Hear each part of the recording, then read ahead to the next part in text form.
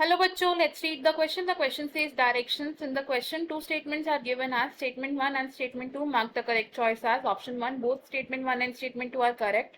Option 2. Both statement 1 and statement 2 are incorrect. Option 3. Statement 1 is correct and statement 2 is incorrect. Option 4. Statement 1 is incorrect and statement 2 is correct. Statement 1. Apical meristem is a type of primary meristem. Statement 2.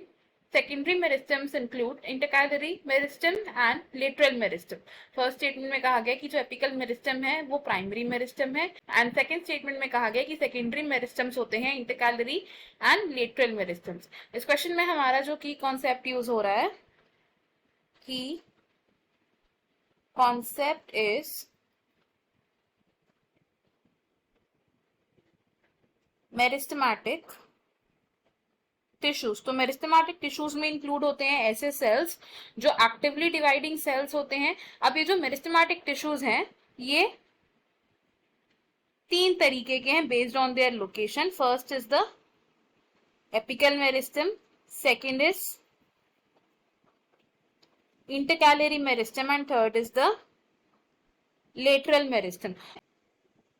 Apical meristem की बात करें तो apical meristem present होती है on the root apices on the shoot apices. Intercalary meristem present होती है between the nodes and the base of the leaves.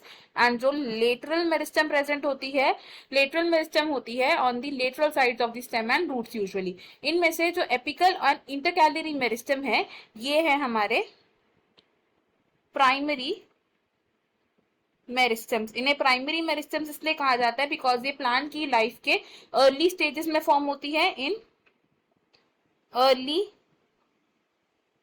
Life stages of plant, और साथ ही साथ ये प्लांट की प्राइमरी प्लांट बॉडी फॉर्म करने में हेल्प करती है. They form primary plant body.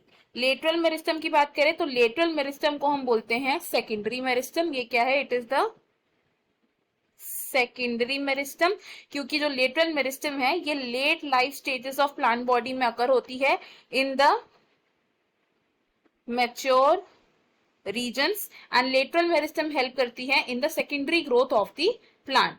जो लेटरल मेरिस्टम है इट help in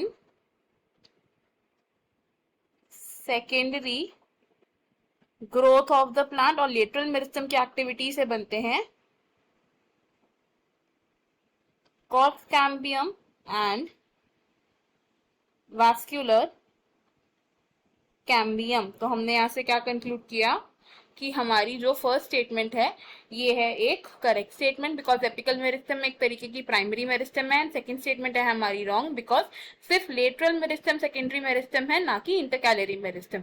तो अकॉर्डिंग टू दिस हमारा जो करेक्ट आंसर है वो हो जाएगा ऑप्शन 3 दैट से statement 1 is correct and statement 2 is incorrect. Option 1, option 2 and option 4 wrong हो जाएंगे. इस क्वेश्चन में हमारा फाइनल आंसर होगा option number 3. I hope you have understood it well. Best of luck. Thank you.